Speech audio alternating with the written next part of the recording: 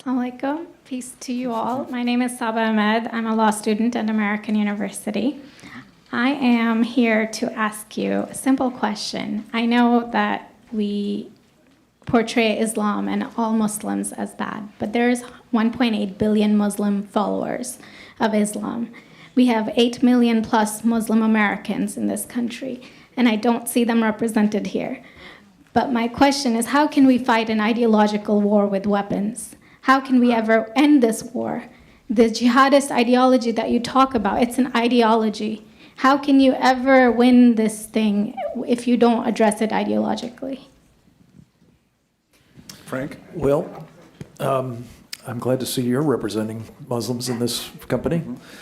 I don't want to speak for anybody else but myself, but I think I can say safely that there isn't anybody on this panel who thinks that all Muslims are the problem. All right. I certainly don't.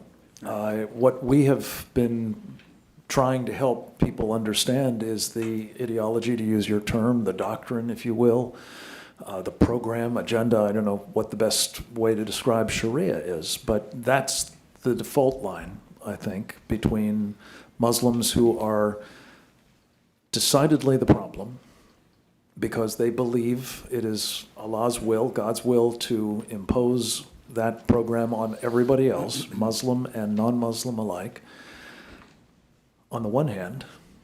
And on the other hand, you have lots of Muslims who don't follow that program, may not even know what it's about, don't speak Arabic, aren't imbued with the traditions of the faith as out of Saudi Arabia, for example. And they are not necessarily the problem, at least not yet. But what makes these policy things so important, it seems to me, and why it is imperative that we understand it, is not just that we don't know that we're fighting an ideological war against people who are absolutely convinced of the supremacy of their ideology, but because, as a practical matter, we're engaged in a situation that is becoming vastly worse, in part because we keep embracing people who are imbued with that ideology. This is why I come back to this idea of legitimating and engaging and funding and arming the Muslim Brotherhood. These are exponents of Sharia. It is part of their agenda very explicitly to impose it, as I say, on everyone else. So I thank you for the question, and I think we absolutely do need to deal with this as an ideological war, at least in part, or at least understand that the ideology that is driving the violent jihad on the one hand, and every bit as importantly, what the Muslim Brotherhood calls the civilization jihad on the other. Many in the government, if they're thinking about this at all, are focused on the sort of dangling, shiny object, dangerous as it is, of violent jihad.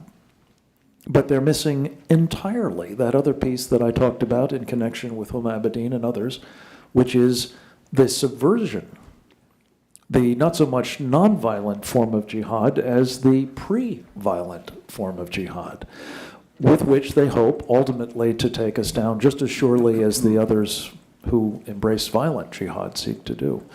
But at the end of the day, it is something that brings them together, whether it's ISIS, whether it's the Taliban, whether it's Al-Qaeda, whether it's the Muslim Brotherhood, whether it's dozens of others, is Sharia. And we do have to get that straight. Yeah. Great.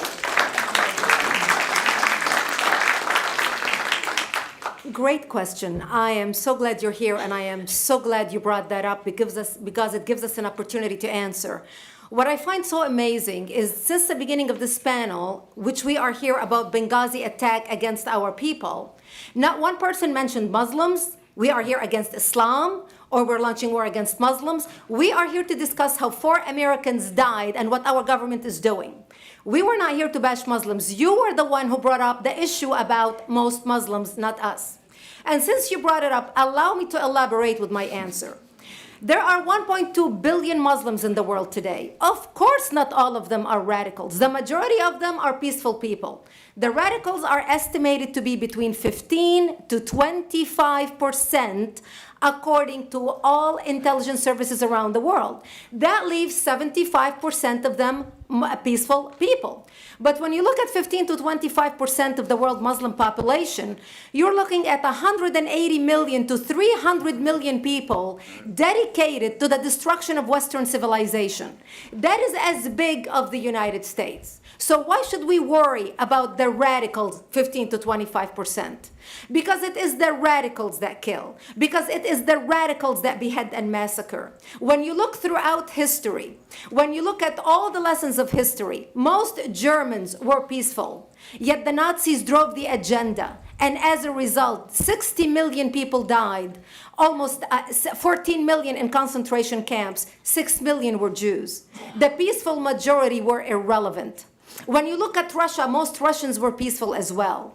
Yet the Russians were able to kill 20 million people. The peaceful majority were irrelevant.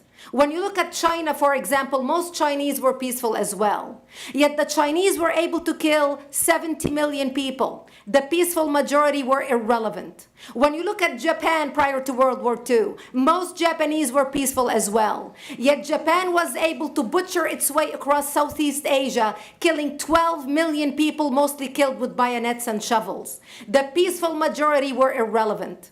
On September 11th in the United States, we had 2.3 million Arab Muslims living in the United States. It took 19 hijackers, 19 radicals to bring America down to its knees, destroy the World Trade Center, attack the Pentagon, and kill almost 3,000 Americans that day. The peaceful majority were irrelevant.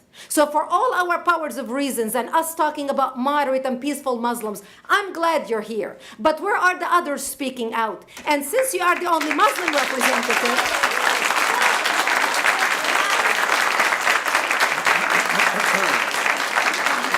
save the applause till the end.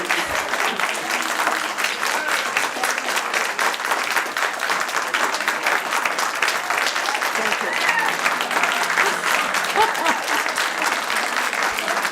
Thank you. And since you're the only Muslim representative in here, you took the limelight instead of speaking about why our government, and I assume, are you an American? You're an American citizen. So as an American citizen, you sat in this room and instead of standing up and saying a question or asking something about our 4 Americans that died and what our government is doing to correct the problem, you stood there to make a point about peaceful, moderate Muslims. I wish you brought 10 with you to question about how we can hold our government responsible.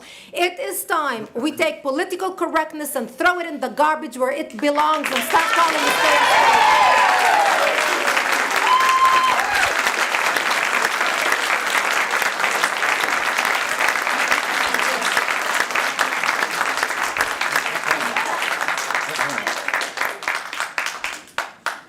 And there will be refreshments afterward. Did you want to respond to the... I think we're out of I can't follow that. You had a follow-up that you'd... you go ahead. Comment. Thank you for your responses. And I do really hope that other Muslims will start showing up at these conservative forums. But, as a peaceful American Muslim, I would like to think that I'm not that irrelevant.